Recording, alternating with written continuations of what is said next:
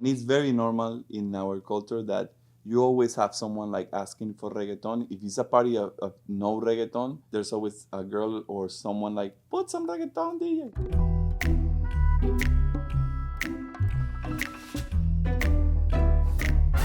We spent a lot of time in Puerto Rico. We wanted to make a song for the island, to dedicate it to the island because it's been very special for us. For the first time, we were kind of experimenting with the urban sound, with the reggaeton root in a way, and not just only with the production of the song, but in terms of the lyrics, how explicit and how sexuality meets culture.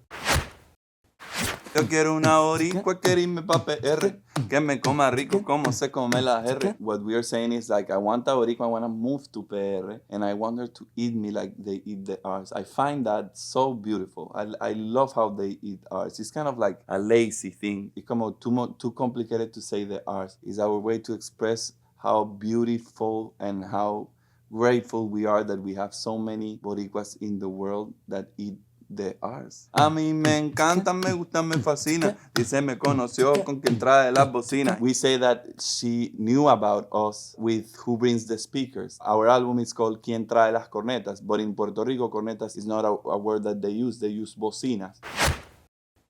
Me pide que la palta, patica, que la palta, aguacate, la palta, que la palta, que la palta. Que la palta, aguacate, la palta. Then she asked me to break her to la palta, to sexually, you know. But also, parta, it comes from the verb partir, which is to break. In Puerto Rican accent, they sort of switch it for an L. So it's palta, which in the South means avocado. Que la palta, aguacate. It's like a play of words on top of a play of words. And you have to put the patica así. Que la yeah, palta. You need to. Yeah. So if you don't do it, it doesn't work. No, seriously, like they told us, you have to. En Venezuela al bicho, le decimos huevo. Venezuelans, we use bicho. You could say, this bicho did this person. But also you could say like, pásame el bicho. Also you can say like, that person is a bicho, like it could be negative. Or you can say also like, bugs are bichos. Also bugs are bichos. It's also contextual, and that's very common in Latin America, but this is ours. Like this is ours. In Puerto Rico, bicho is penis. Every time we go to Puerto Rico and we say bicho, for them in their head, it's kind of like penis. Yeah, it's like, pásame el bicho. Sí, que, they're like, que what? Come again? No chingamos, gamo, nosotros cogemos, hemo. When they, how do you say, when they, chichan. Sí, o sea, when they fuck. Yeah.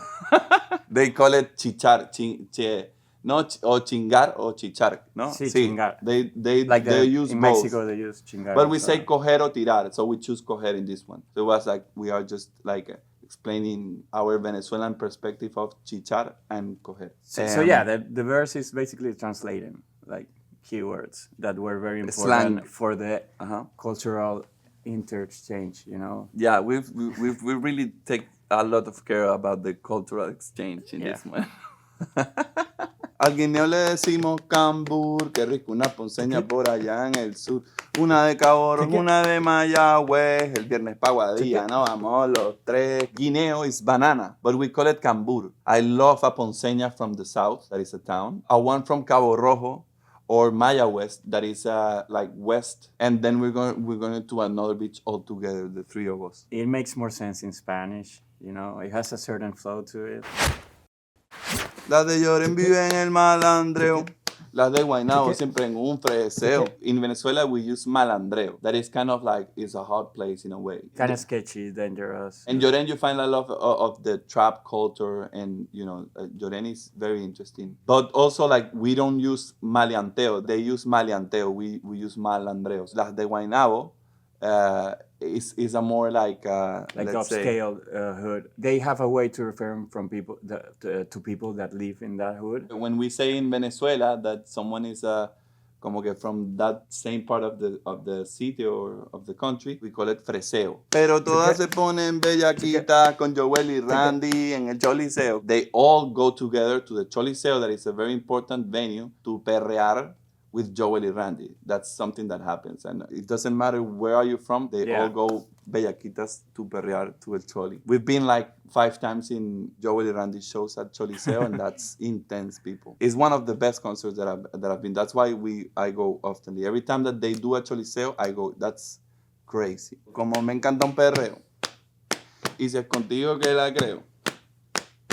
Baby, no es la chocha, ni el culo, en el nie. Hoy hay un jangueo. El nie is that's, like you have the pussy and you have the ass. It's that thing in the middle. But also, let me explain this. It's that skin in the middle. That's el nie. Porque ni es ni esto ni lo otro. Ni esto ni lo otro, It's no? not one thing or the other. But in Puerto Rico, there's a place that is called El Nie that I love it. It's a venue. It's a venue. It's a bar. In Sundays, they have perreo Sundays, I think that they call it like that. So in a way, we're playing double sense there. So literally, we're saying like physical parts of the body, but also it's like there's a jangueo in El Nie. So we're gonna end up in El Nie. It's not in the pussy or in the ass. It's in El Nie. No, I think that's like nobody should be thinking about that. Yeah, the Gucci guys. That's why Gucci actually